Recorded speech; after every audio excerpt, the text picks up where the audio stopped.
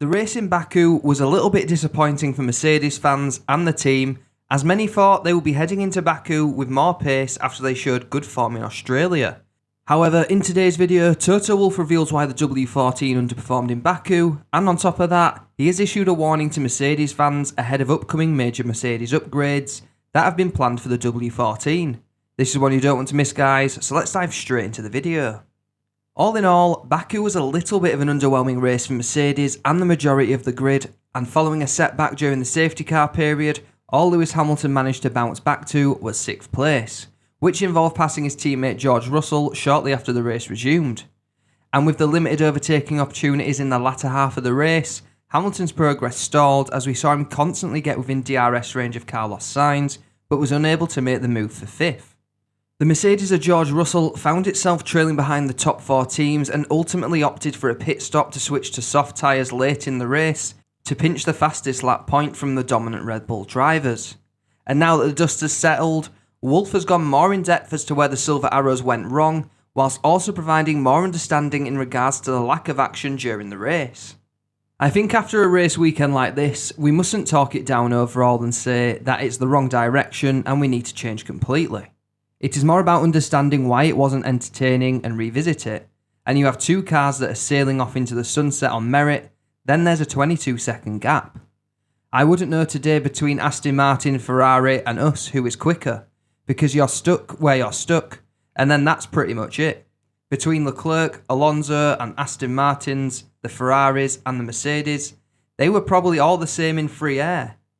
It doesn't change the overall thing, that there are 2 Red Bulls, then it's 3 teams, and then the rest follows.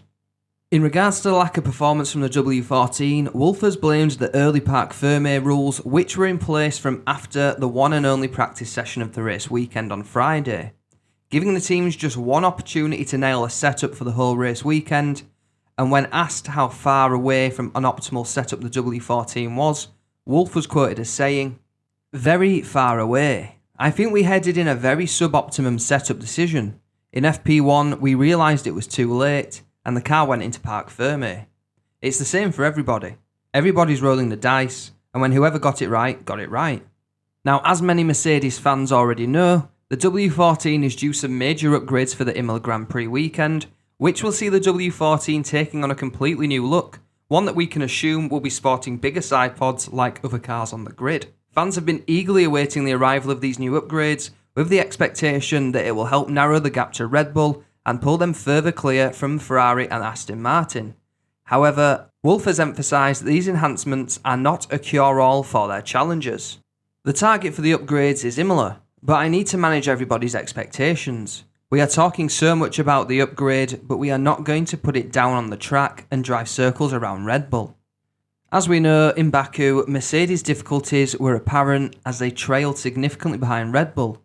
But despite many teams expressing concerns about overtaking challengers, George Russell led the team in the sprint race, whilst Hamilton secured 6th place in the main race, more than 40 seconds behind the frontrunners.